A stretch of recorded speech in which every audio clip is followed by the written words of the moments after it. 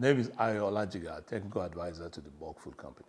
Well, I mean, the Nigerian food market is actually it's quite a big market, but the biggest challenge it's got is that it's extremely disorganized.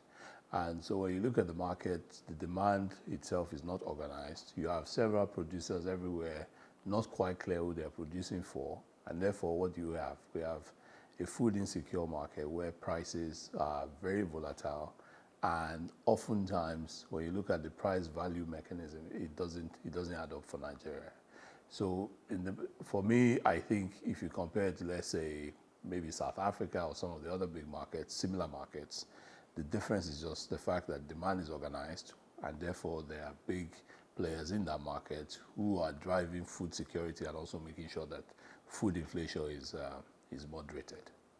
I think the biggest inefficiency will be around demand, okay? Because once there is no organization of demand, then the rest of the supply chain often is weak. So if you take, for instance, if you take any commodity, if you had a big player who guarantees market for that commodity, it will be in their interest to organize supply, to organize the logistics, and also the standards.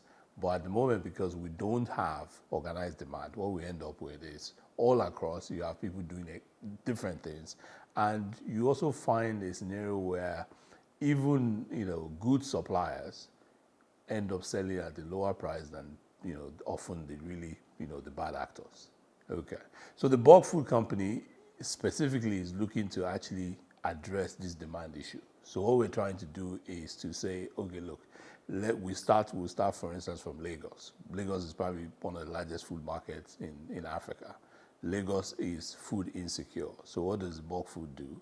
The bulk food comes in and becomes that big player who is going to organize the demand, first of all, aggregate it, and then goes to the market to organize supply to produce for his own needs. And so therefore, when you think about the farmer now can know that, okay, look, this is how much I need to produce for this player. There's guaranteed market for it. I can plan my investments. I can plan anything I need to do around the farm.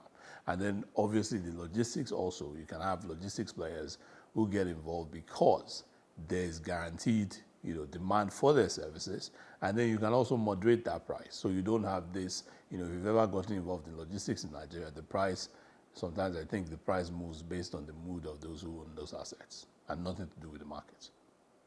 Well, I think for us, the first one obviously is, I don't want to say capital, but it's going to be, its size, the capital that we need, how big the bulk food is. The second part of that is obviously technology.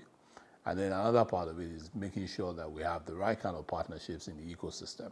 So once you've got the capital, you've got the logistics, and then we can then organize the supply and make sure we have the kind of market we're looking for. Well, for the bulk food, I think the lowest hanging fruit is, the biggest state in Nigeria, which is Lagos State. I think if we can partner with Lagos State to organize the food market in Lagos State, I think that, for any company, it's a dream to have. It's transformational. If we can transform Lagos, I guess the way Lagos goes, the rest of the country will follow. Look, I think with Nigeria, I think it's just us now implementing stuff, just executing stuff. I think, if you look at in any area, in any policy, we have it. But it's really about now saying, look, let's do the right thing and let's do it at the scale that is required.